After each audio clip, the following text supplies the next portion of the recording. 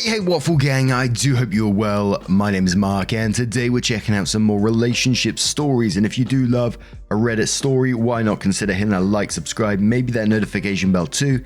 Let's crack on with today's first story, which comes from TIFU Wife 2 from the Today I Messed Up subreddit.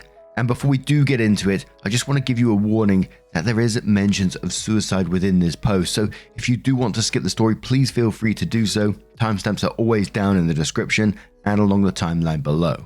Today, I messed up by accusing my boyfriend of cheating on me with his dead husband. Technically, my F-up was on Friday, but I just found out about the sub. Throwaway for clear reasons. My boyfriend, 32 male, and I, 31 female, have been dating for 8 months now, and he's honestly one of the best boyfriends I've had. He is super kind and considerate and has helped me through some dark moments I was going through when we met.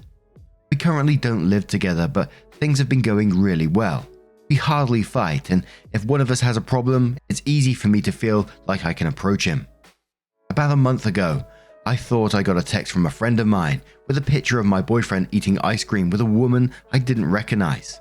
He was supposed to be at work, and my friend, she works in the same area as the ice cream store, saw him there instead.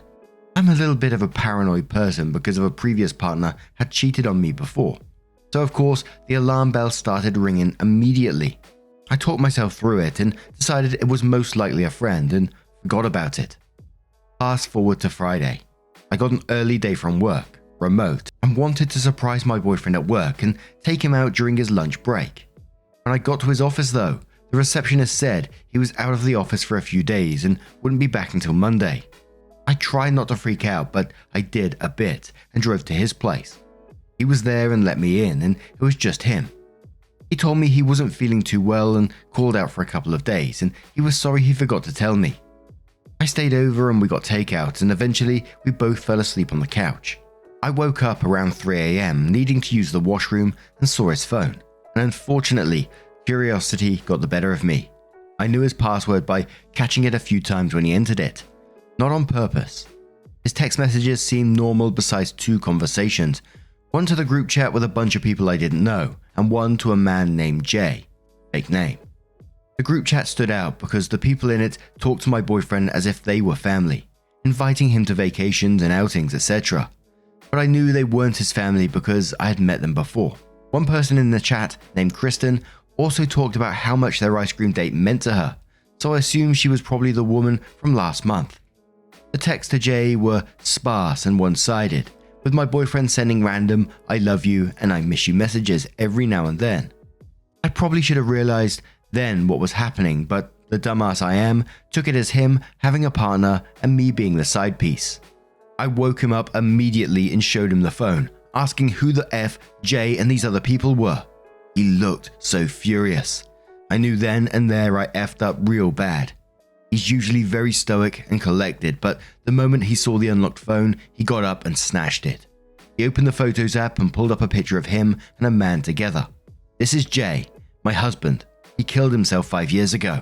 He then explained to me that every year on Jay's birthday, their wedding anniversary, and Jay's death anniversary, he and sometimes Jay's family members would do things Jay liked to do. On his birthday, which was last month, my boyfriend and Jay's older sister Kristen got ice cream at his favorite ice cream place. He had taken a few days off this week because this week was when he committed suicide, and they all planned on visiting his grave. I had known my boyfriend was bi, but I had zero idea about Jay or his family. After he was done explaining everything, he calmly asked me to leave and to not contact him until he contacted me first. I love this man so much and I don't want to lose him. But I just accused him of cheating on me with his late husband. I have no idea where to even go from here. Edit. I just want to make an edit to cover some things because getting back to everyone would take a long time. 1. Did I ask him about past relationships? No. Both of us met at a work event, both in graphic design, and took things slow. Neither of us were even really looking for a relationship. It was clear to me from the beginning that he was a private person and wasn't big on discussing vulnerable past stuff, and he never brought up the past either.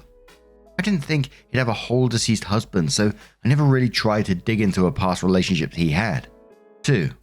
I know looking through his phone was 100% wrong, there's no denying that. 3. I'm currently seeking out a therapist. 4. He has not reached out yet.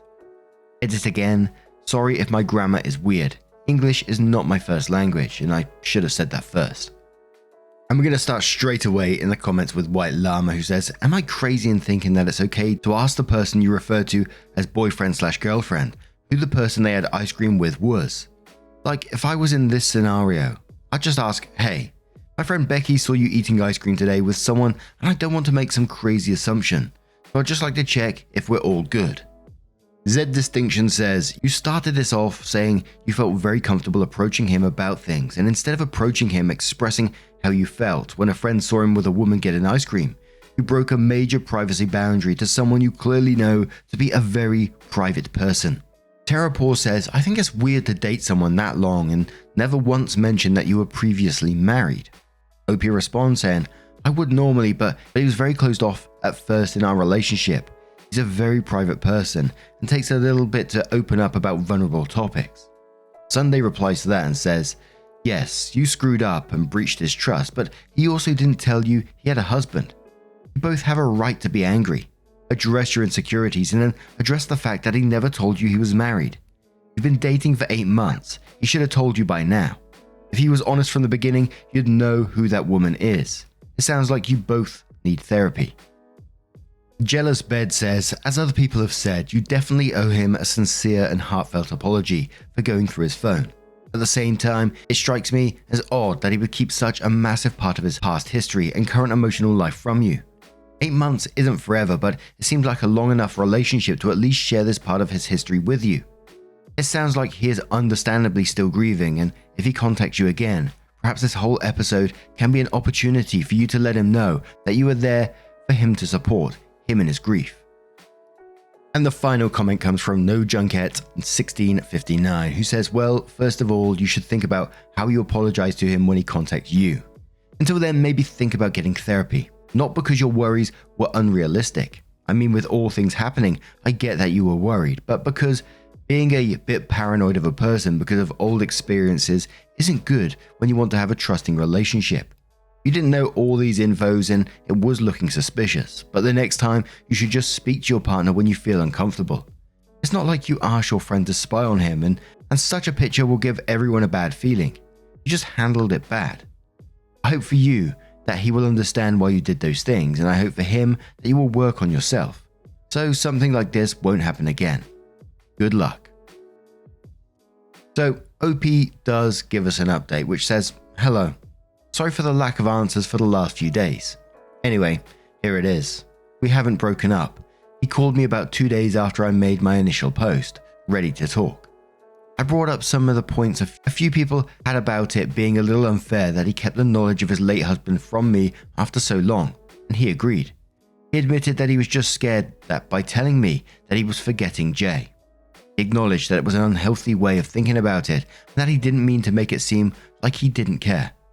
Of course, I also apologized a million times for snooping through his phone and not coming to him earlier about seeing him with Jay's sister when it happened. We both agreed we had started this relationship too fast, especially for people who both weren't looking for something serious initially. We talked for hours over the phone before meeting at his place, talked some more, talked about what we want from this relationship and decided, for now at least, to try and make things work. We're both deeply broken people, and we thought that with honesty going forward, we could support and help each other heal. Thank you for all your responses, even the not so kind ones. It really helped me open my eyes and think, as well as pushed me to get a therapist. And in that update where it says we're both deeply broken people, that hit me, that did. And whether it's going to work out or not for this couple is difficult. It's just hard to predict, isn't it? I kind of find it hard to imagine with everything that's been explained in this post, but at the same time, I really do wish them the best, and I hope that they do communicate going forward and share their thoughts and feelings with one another so it doesn't get to a point where this kind of thing happens again to them. So good luck moving forward. But now, what do you guys make of this situation? Let me know your thoughts down in the comments below, and let's move on to another story. And our next story comes from Purple Indian Frog 379 from the True Off My Chest subreddit and says, I'm planning on abandoning my family as soon as I turn 18. My family sucks. I, 17 male, turn 18 in 2 weeks, and I'm getting the F out of here as soon as the clock strikes midnight. My parents have an extreme bias towards my younger brothers, 16 and 15 male. It's been like this forever, and I have no idea why.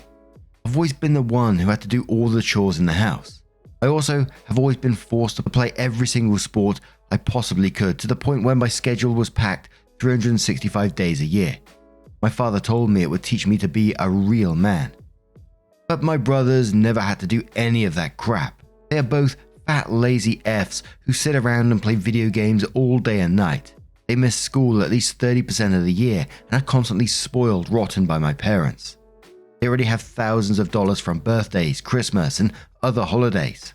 As soon as I turned 12, I was told I would no longer ever be receiving any gifts from my parents other than bare essentials. I was told I had to pay for my phone and any other expenses I wanted to own, and to never ask for anything. I wasn't able to own a phone or anything really special for myself until I was 16, because I couldn't find any actual jobs that paid good money. My parents also expect me to take care of my younger brothers when I'm an adult. My younger brothers have both decided they will not be going to college and do not plan on working a day in their lives. My father told me, "We kept you alive, you owe it to us." F you. I'm leaving a nasty letter on the table when I leave and changing my phone number, emails, and everything. They will never be able to contact me no matter how hard they try. I know my younger brothers are going to be screwed for life since they have zero experience on how to survive in the real world, but I don't care. That's my parents' burden now. I hope they go broke from having to fund my brothers' lifestyles, and I hope they lose everything. I have no sympathy for these people, and I will never feel bad no matter what happens to them. The only thing I owe to my parents is the fact that because of the crappy treatment over the years, I'm well capable of surviving on my own in the world. I'll be going to college to study finance in Virginia. They have no idea I've been accepted to any college, never even asked. And I'm also very physically fit due to playing 6 sports a year. However, the trauma will never go away. They took away my entire childhood, and I will never forgive them for it.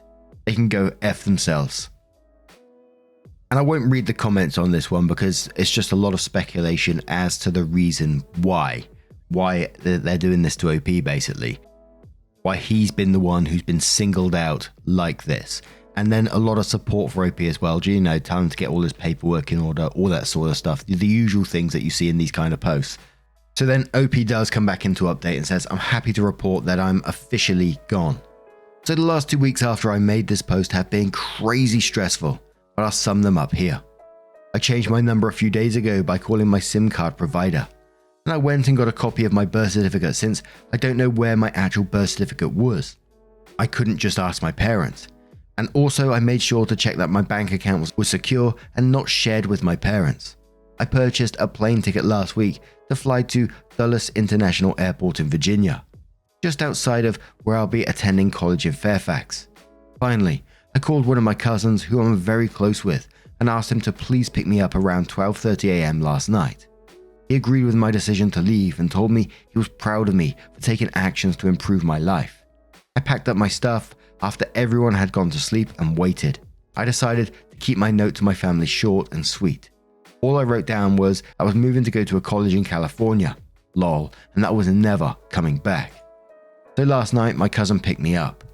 We went to the police station where I gave them my proper identification and informed them that I'm not missing and I'm leaving on my own accord now that I'm 18. They told me that they keep it in mind and will watch out for that potential call in the next few days. I got a few hours of sleep at my cousin's and then flew out of New Orleans International at 6 a.m. I am now sitting in my college dorm 950 miles away from home, and I've never been happier in my life. I can't wait to meet new people and finally enjoy my youth. Thank you to everyone who gave me great advice on here and commented their support. I didn't expect this post to take off like it did, but I'm happy my story has affected so many. We'll update again in a few weeks. Second update. Damn, this post took off again these past 2 days. My phone has been blowing up with demands for an update, so I shall deliver. Life has been good. I've been in contact with a cousin who helped me and also a few other family members from back home. He said that my mother came to their house the day after I left to talk to my aunt about me leaving. She cried and gave my aunt this whole sob story about how she can't believe I would abandon them. And my aunt told her maybe she shouldn't have treated me so wrongly throughout my whole life, which caused a huge fight and ended with my mum being thrown out of their house. So it seems me leaving has caused pretty much the uproar I imagined. I've been doing well, met plenty of new people and made friends via classes and dorm neighbours. I'm in a better mental state than I've been in a very long time. I feel so relieved and it just feels like a huge weight is lifted off my shoulders. It feels so good coming on here and reading all the support and positive comments I'm receiving. I'm really grateful for this community. I'll continue posting updates in the weeks to come. Thanks for everything, everyone. OP's next update came 4 months later and says, as promised, I'm here for another update. I waited a long time in between updates to really let my life unfold so I could fill you guys in on a lot. Things have been great. I went back into my hometown for Thanksgiving and Christmas to spend time with my aunts, uncles and cousins. Literal blocks away from my parents' house, but they're not welcome at those events anymore, so I wasn't worried. They still don't know where I am or what I'm up to and have apparently given up on trying, which I'm perfectly happy about. College has been great. Made lots of new friends and have been keeping the grades up. 3.9 GPA. I love my new life, honestly. I never went to therapy or anything despite numerous suggestions from some of you, but I feel like I've done well enough without it. I've learned in these months how resilient I really am. I got 2 jobs on the side at different restaurants in the town around campus. Mostly dishwashing and working on salads, simple stuff, but I'm making enough side cash to provide for myself. Since I got a free ride to JMU, I didn't have to worry about a college savings account or anything, so that's a huge plus.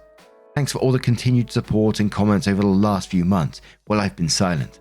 Hope you guys enjoy the update. I'll be back someday. Much love.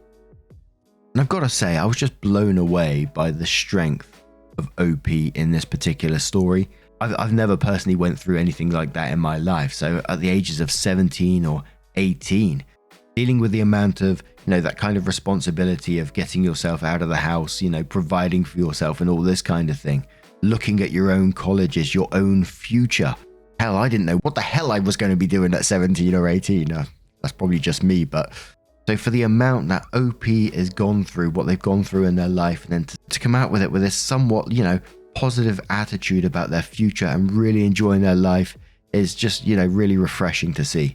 But what do you guys make of this situation? Let me know your thoughts down in the comments below, and let's move on to one more story. And this next story comes from the Compliment Fairy, who says, am I the a-hole for removing my daughter's bedroom door because she won't stop slamming it? I, 40 female, have 3 kids. Maggie, 14 female, Levi, 12 male, and Charlie, 10 male. Not their real names. Levi and Charlie share a bedroom, and Maggie has her own room as the oldest and also only girl. Maggie is a great kid. She does her homework, helps with chores without too much complaint, doesn't bug her little brothers too much. The issue is that she will not stop slamming her bedroom door. When she gets up to use the bathroom at night, she slams her bedroom door on her way out and back in. When she gets up in the morning or goes to bed at night, she slams it. Pretty much any time she enters or exits her room, the door gets slammed. And it's only her door. None of the other doors in the house. It shakes the walls and frequently wakes up everyone else in the house. Her brother's room shares a wall with hers, and our bedroom is directly above theirs. We talked to her about it and asked her very politely to please be more mindful about it because it's disturbing the rest of us. But it's in one ear and out the other.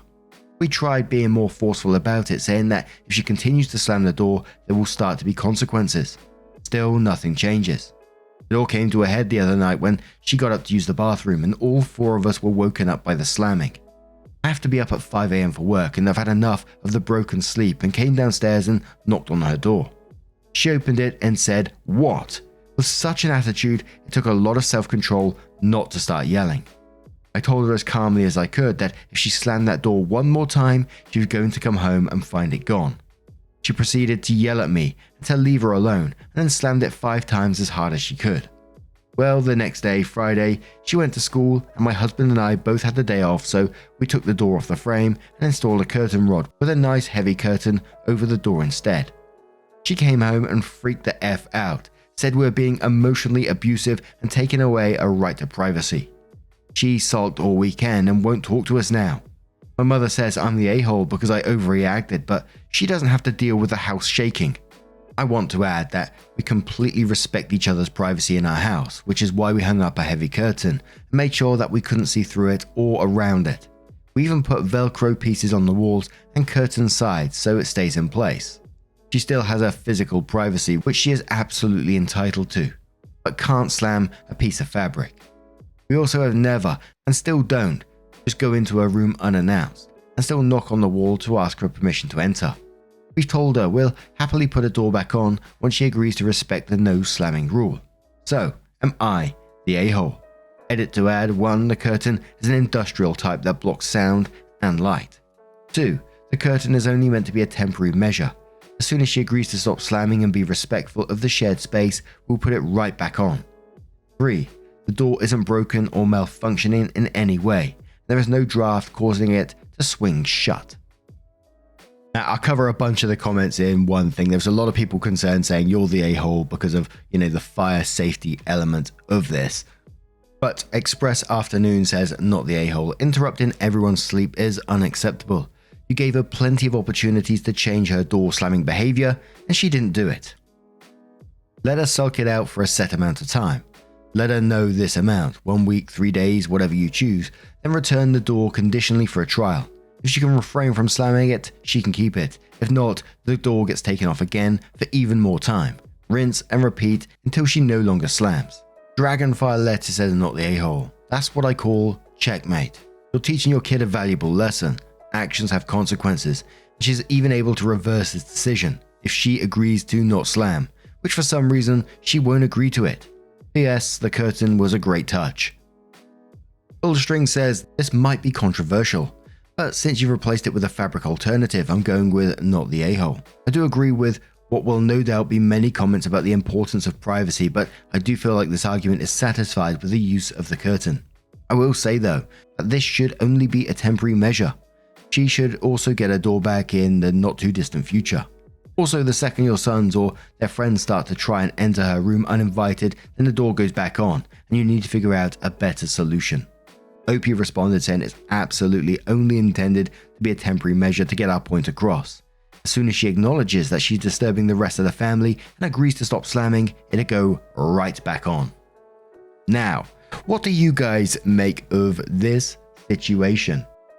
Let me know your thoughts down in the comments below. Now, just a huge thank you from the bottom of my heart for getting involved in today's stories.